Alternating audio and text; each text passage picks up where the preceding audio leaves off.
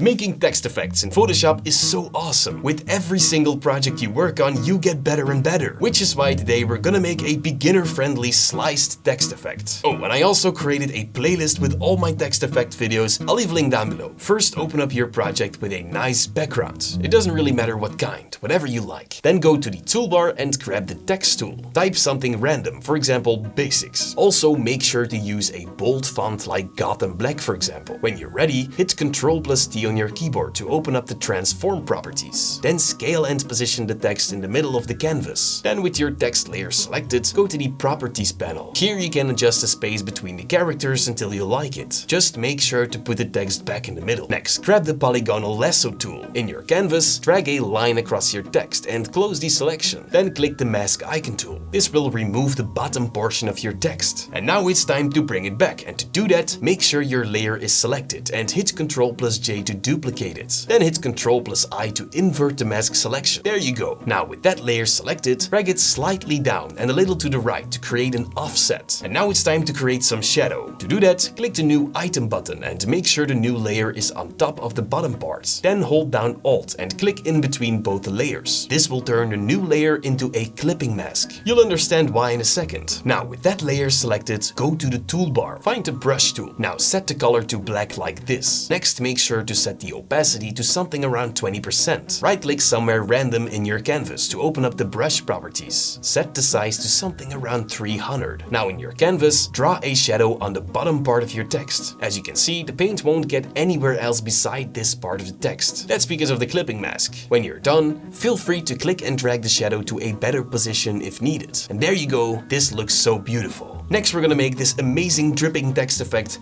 right here in the next lesson. Thank you guys so much for watching. Goodbye.